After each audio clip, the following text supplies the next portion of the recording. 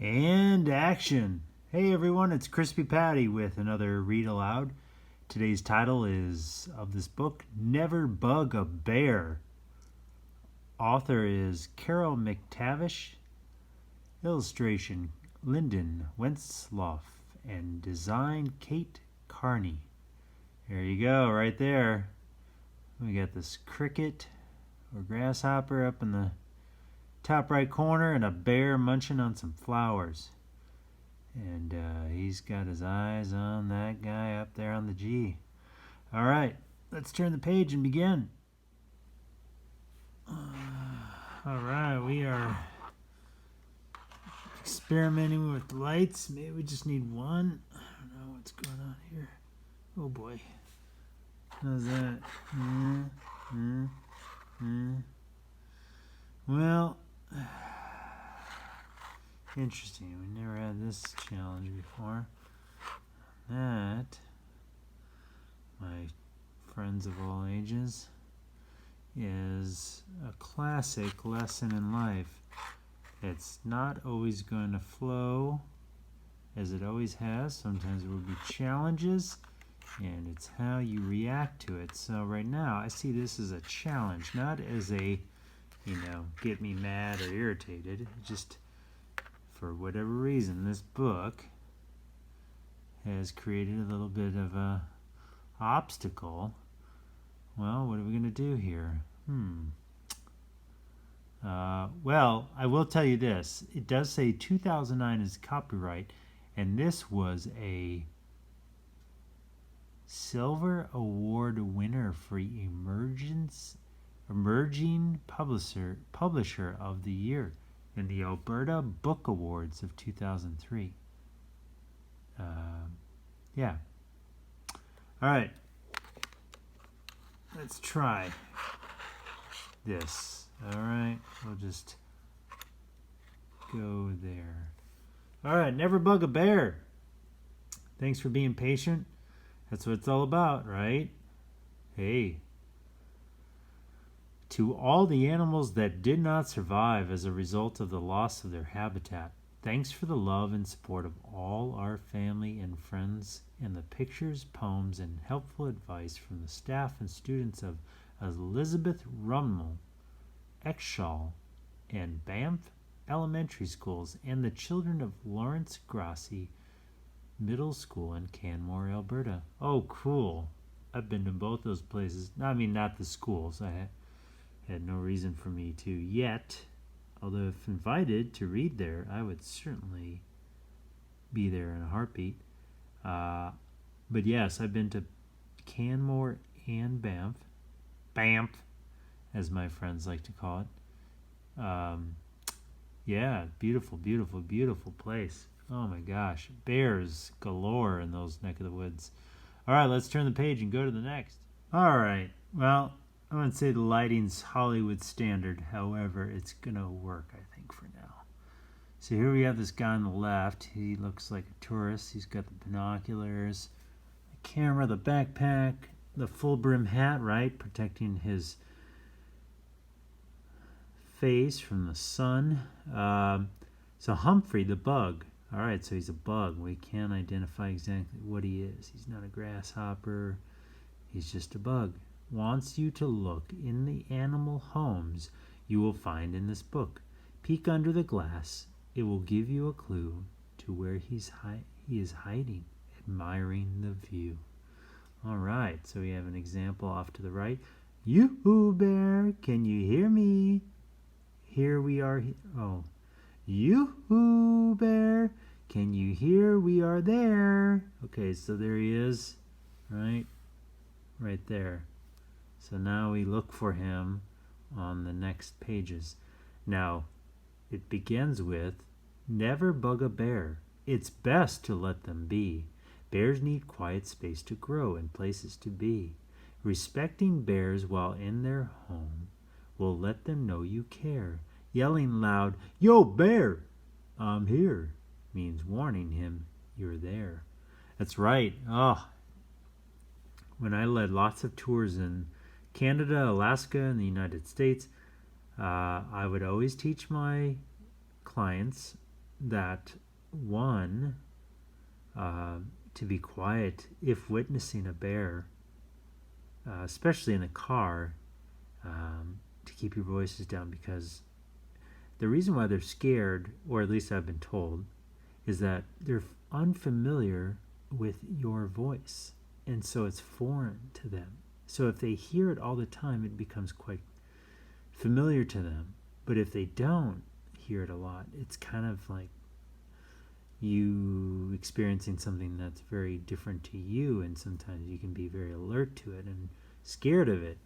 So they tend to be scared of something they're not familiar with. So if they don't hear your voice all the time, they're always going to be scared of it or unfamiliar with it, or maybe you not want to be near it. And of course, if you are on a hiking trail and you're coming around a corner, you want to make sure that you let them know that you're on your way there. So you yell, because again, the voice is unfamiliar to them, and that means they'll want to stay away from it. So that's why you let them know.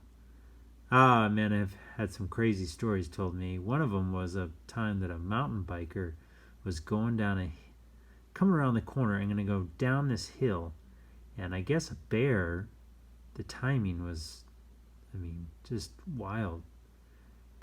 The biker comes around the corner, didn't yell, so the bear didn't hear him coming. Usually bears know and can smell and sense when you're coming, but sometimes that's not always going to happen. And the bike came around the corner full speed down the hill, and they collided and hit. The bike hit the bear, like T-boned it, like right in the stomach area, as the bear was crossing the path, and the bike flipped over the bear. The biker flipped over the bear. The bike front tire bent in half.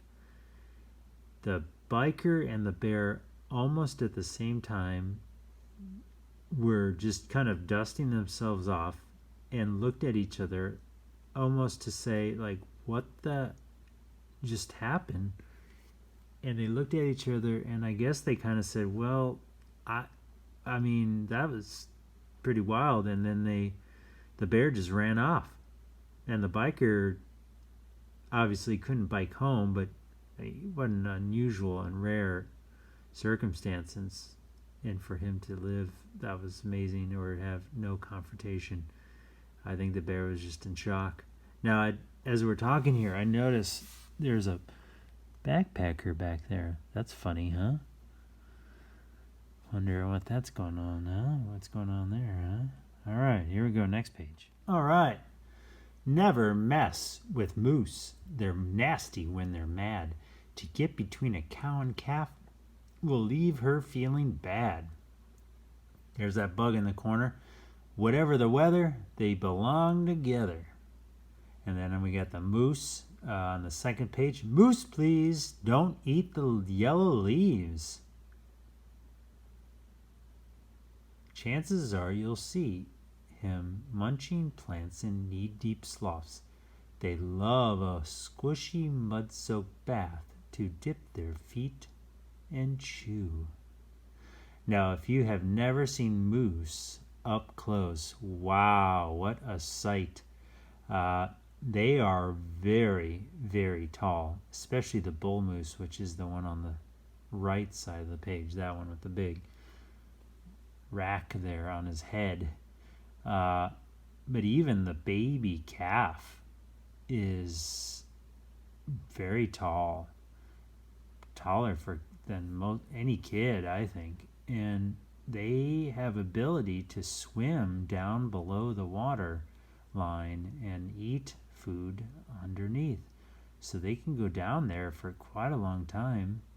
And then, of course, like any mother or any father, if you're near their baby, they will protect their baby, and they will, like a bull, scrape their hooves across the ground and will go after you if they have to. So stay away from the moose. Enjoy the view, but keep yourself away from them. All right. Who knows with this light? I don't know why today's book is causing such a challenge. We'll do that for the time being. Okay, what do we got here? Oh my gosh. There are, looks like at least 2 people running out of the bushes. 1 and 2, but I think, is that little bug there? I think that's the bug, right? Stay far away. Don't get in their way. Never bug an elk at any time of year, especially in the springtime. That's when you need to fear. All the cows have babies, and like the mother bear, if you should come too close, you'll give her quite a scare. Never bug an elk in fall when bulls are mating. They're skillfully competing to see who do the dating. Certainly they'll charge at you, protecting all their wives, and if you come too close, you'll be running for your lives. Watch from quite a distance, take pictures from there too. Quite a quiet and well-mannered folks can watch the whole day through. Yikes! Right? Oh my goodness, you do not want to be getting an elk rack sandwich. You do not want to be the cheese or the meat or the mayo in between those for sure. They are very, very aggressive. I don't know if you have an older sister or brother or you've heard about hormones, but they make these bull elks will go crazy in the season when they're mating for their female partners. It's like something takes over them. I mean, in the spring and other times of the year, they're friends with these guys. Hey, Fred, how's it going? Hey, Mike, good. And then fall comes and they're like, clink, clunk. The racks are clashing and they're fighting and nothing personal, right, Mike? Yep, nothing personal, Frank. They're just fighting for a wife so they can have babies. All right. All right, what do we got here? Yipperito? One less mosquito. All right. That looks like Lake Louise. That spider is spinning a web. Has a little cocoon or tied up some food in there hanging in the nest. Oh, I see. There he is right down there. Oh, and I see him over here just to get out of the way. All right. Never. Never stomp a spider with lovely silken webs. They trap the bugs that bite you in springy, sticky beds. Watch for webs in morning when sundrops make them shine. Dewy, soft, and silver strands, perfect in design. Hey, you, there's wolves here, too. And never worry, wolves drive slowly in their space. Traveling far, they cross fast roads to find an eating place. Watch for wandering wolves, it's such a treat to see. They're clever, playful families when they're running free. That is true, that is true. They are cute and clever and quite playful. All right. Well, I don't know what to say about these lights. Why tonight? They've been with me. They have been really good, but tonight... Anyways, let's not dwindle on that, huh? But I will say it's working out perfectly as long as the light's beaming on my face. Feel like I'm at the Super Bowl. All right. Buzz off. Move along or he will be gone. Something else that you might know, it's bears don't like a crowd. Most times they wander on their own, away from folks too loud. Stay in your car, drive slowly by. Please don't get out to watch. Bears love spaces wild and free, so spot with your binocs. Oh, I cannot tell you how many times, unfortunately, as a tour guide, I have seen many people get way too close. Luckily, they have lived However, it ruins the experience for all of us. And it, as it says in here, the bears don't like crowds. And again, the more comfortable they feel with you nearby, the less you pose danger. And so when you are in the wild, they don't see you as a threat anymore, and so they will attack you perhaps. So like this family of 3, notice, by the way, there's the bug between that kid's legs. They are way too close, but notice the bus, right? The bus over there. This guy on the side of the road, he's doing a pretty good job. This guy's, he's on his way. These 3 definitely. I mean, these bears can run faster than you can. So if the mom was not cool with that, she could turn on a dime, and go give them more than just a hug. Anyways, it's so good to stay in the car. And again, that just keeps nature flowing like good traffic, or no traffic jams, right? All right, do you want me to point out where the bug is right off the bat so you're not looking for it while I'm reading? Okay, there's the bug there on that blade of grass, and there's the bug sitting on that, I think it's a beaver. All right. Don't disturb a deer or frighten them, they'll run. A flash of tail is all you'll spot. You think that's any fun? If you are as quiet as the leaves they nibble on, you'll see their babies hiding near, tiny speckled fawns.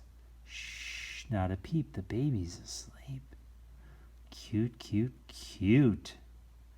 Best not bother beavers. They're happy quite alone. In the evening, if you're quiet, you can watch them build their home, slapping tails for danger and a clever touch of knowing where to plug a leak with branches, bark, and such. Zap, splat, look for that.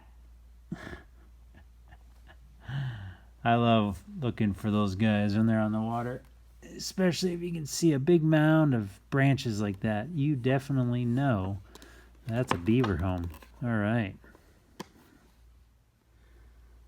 Oh, I forgot to look for this guy before I turn the page. Usually I do that so that I know where he is. I will say he's on that rope right there. And then on this page, where is he? My goodness. Is he up in the hill? Oh, there he is right there. All right. Bazip, bazap, cold snap, bird. Don't distress a mother bird while brooding on her nest. To leave her sitting peacefully is what we know is best. If you do disturb her, she'll fly at you so bold. Her eggs will end up chilly then, the babies in them cold. That's right. Don't bother the mama. Just like you don't want your mama bothered while you're resting or taking a nap or being fed, right? Slippery slopes, I need ropes. Never chew a sheep, mountain ones are sweet. See their rocky spaces? Watch their nimble feet. Even tiny lambs can scramble up the slope. They do it also cleverly without a climbing rope. It is true. Oh my goodness. If you watched my video, the first one I ever made for Read Alouds was Bighorns Don't Honk and They Don't Beep. It was at Zion. And at the end of the video, well, during the video, there was about 30 bighorn sheep off in the distance. You can barely see them in the video. But at the end, they all came to say goodbye. I'm pretty sure that's what happened. And they all came down the rocks. It was spectacular. And all my years of over a decade of going through that park, had I never seen anything like it. I believe it was a good omen. All right, where is he? Well, he's right there, on there, and then right down there. Never grab a ground squirrel, feed them any treats. They know enough to get their own. If it's plants they like to eat. If you feed them people food, it won't be good at all. Our food won't give them winter fat to hibernate in fall. It's yummy, but not good for their tummy. Little bug's holding candy. No! Don't bug that bear. Stay far away from him. Stay far from him. Away. Oh, goodness. How did I read that? No! Don't bug that bear. Stay far from him. Away. If you see signs that he's been there, walk the other way. And don't you ever feed him. Store your food away. Bears should munch on nature's treats so they'll be fat till May. People's mess make good bears a pest. Oh my goodness. Now, I am sure any bear would probably love a good picnic. Unfortunately, for a lot of bears, once they eat the human food, they no longer are interested in berries and other plants and animals that they eat in nature. So they become a problem because they want to continuously always come into the campground and eat human food. And if you are in the way, well, they might eat you or hurt you. So it's important to always put the food in a bear box and in your car. Unless you're in Yosemite, then they have bear boxes because even the bears will open up the cars with their hands. So it's important to always put your food away. Even sometimes when you're around the campsite, they will try to sneak in there. All right, let's go to the next page. Oh my gosh, I really had to look for these guys. The bug, well, he wasn't too bad, but he is nestled right in there in that wave there. Please make way for whales. Boats speed and bounce around. Their motor noises puzzle them. Sometimes they run aground. From far away you'll spot them, swimming babies up the coast who dive and eat and blow big breaths. That's what they love the most. You ought to let an otter You ought to let an otter roll playfully in kelp. They once were hunted for their fur. Still now they need our help. Watching them from far away, floating on their backs, they lay a shell upon their chest and smack a mighty whack. Oh, I forgot to read his little bubble there. When the noises are strong, you can't hear their song. Whackety crack, give it a smack. All right, so I didn't even look for the bug on this page because I figured the bug's the main star of the page. However, you can look if you want. I'm going to let that up to you, leave it up to you. Now, all these don'ts are not much fun, so here's a big do's. Listen close and you will hear a few bug happy clues. You can bug a grandma. Most don't mind at all. Want ice cream for your breakfast? Give any grandma a call. Grandmas too will tuck you in when it's time for bed and read you books again, till they're asleep instead. And you can bug a grandpa. Grandpa's Love, a bug, especially when it comes to them as one big bear-sized hug. Oh, that is so true. So true. I mean, I'm not a grandpa or a grandma, but just what I have seen, grandma and grandpas love their grandkids. Oh, fun. All right, to bug or not, it's up to you. Please respect our special place, just like you in your warm home. We animals need SPACE space. Search this beautiful space to find Humphrey and each of the animals that are in this book. That is a point well made. And I think a great way for you to understand how animals think. Think of if you're living in your house, you're in your room, and a bear came into your room, how would you feel? You'd be scared, wouldn't you? And what about even an elk came into your room? You would be scared. Came into your home. So that's what you're doing when you get too close to them. You're coming into their home. All right, so we're supposed to find all these animals. Now, I'm not going to point all of them out because I want you to have some time. But I see some elk. And I'm thinking maybe that's a beaver. And maybe some mountain goats right there. Or mountain sheep. I'm going to let the rest of you find everything else. Okay?